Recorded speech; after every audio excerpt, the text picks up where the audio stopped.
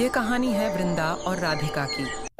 वृंदा एक सख्त, परंपरागत सोच वाली सास है, जबकि राधिका आज की मॉडर्न, समझदार और आत्मनिर्भर बहू। दोनों के बीच रिश्ते में प्यार भी है और तकरार भी। लेकिन जब परिवार की इज्जत और रिश्तों की परीक्षा की घड़ी आती है, तो क्या ये दोनों एक दूसरे का साथ देंगी या फिर दूर हो जाएंगी? अग्रवाल परिवार का भव्य मकान। शादी के बाद पहली बार बहू घर में प्रवेश कर रही है। सबका ध्यान राधिका और वृंदा पर टिका हुआ है। बहू, गृह प्रवेश के समय सिर झुकाकर आना चाहिए। यह कोई ऑफिस नहीं जहां तुम अपने हिसाब से आओ।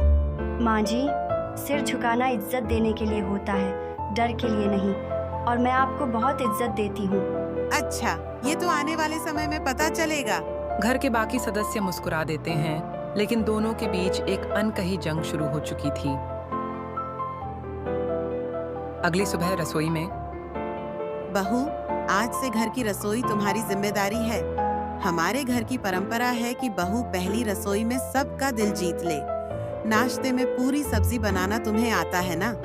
माँ जी, मैं बना सकती हूँ, लेकिन साथ ही कुछ हेल्दी ऑप्शंस भी रख सकती हूँ, जैसे पोहा या उपमा। हमारे घर में यह सब नहीं चलता। जो परंपरा है वही निभानी होगी। ठीक है माँ जी, मैं पूरी सब्जी बना दूंगी, लेकिन साथ में पोहा भी बना लूंगी ताकि सबको अपनी पसंद का खाना मिले। वृंदा को यह बात पसंद नहीं आती, लेकिन बाकी परिवार राधिका की समझदारी से प्रभावित होता है। घर में पूजा का माहौल है। राधिका पूजा की तैयारी कर रही है। राधिका, पूजा में लाल साड़ी पहननी होगी और घूंघट रखना होगा। हमारे घर में औरतें खुले बाल और बिना घूंघट के पूजा नहीं करती। माँ जी, भगवान मन की भक्ति देखते हैं, कपड़ों की नहीं। मैं साड़ी पहन लूंगी, लेकिन घूंघट रखना मुझे सही नहीं लगता। बहू, तुम हर बात में अपनी सोच क्यों चलाती हो? माँ जी, मैं सिर्फ अपनी सोच नहीं, अपने आत्मसम्मान की बात कर रही हूँ। परंपराएं निभाऊंगी, लेकिन अपनी पहचान खोकर नहीं। घर का माहौल तनावपूर्ण हो जाता है, लेकिन राधिका के पति विशाल बीच में आकर माहौल संभालते हैं।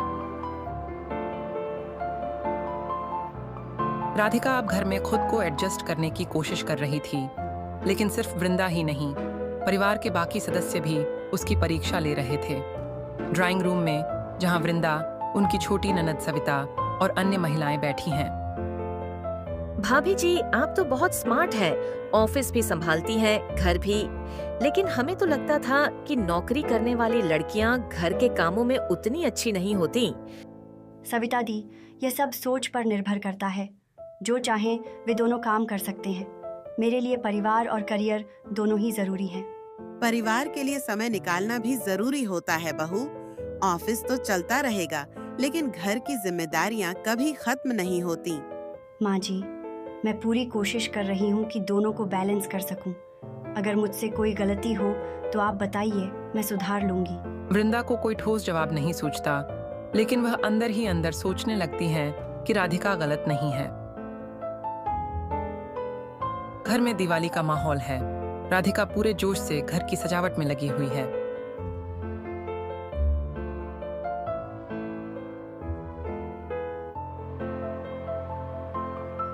बहू, दिवाली पर मिठाइयाँ घर में बनती हैं। बाजार की मिठाइयाँ हमारे यहाँ नहीं खाई जाती। जी माँ जी, मैंने हलवा और गुलाब जामुन बना लिए हैं, लेकिन कुछ मिठाइयाँ बाहर से भी मंगा ली हैं, ताकि सबको उनकी पसंद की चीज मिल सके। अरे, घर की बनी चीजों का स्वाद ही अलग होता है। बाहर की चीजों में कोई शुद्धता नहीं होती। माँ जी, आपका कहना सही है, लेकिन कभी कभी बदलाव भी जरूरी होता है। वैसे भी मैंने देखा कि सविता दी को केक बहुत पसंद है, तो उनके लिए खास तौर पर मंगवाया है। सविता खुश होकर राधिका की तारीफ करती है, और वृंदा को भी एहसास होता है कि राधिका हर किसी की पसंद का ध्यान रखती है। एक दिन वृंदा अपनी सहेलियों के साथ किटी पार्टी में जाती है। वहां दूसरी औरतें उनकी बहू की आलोचना करने लगती हैं।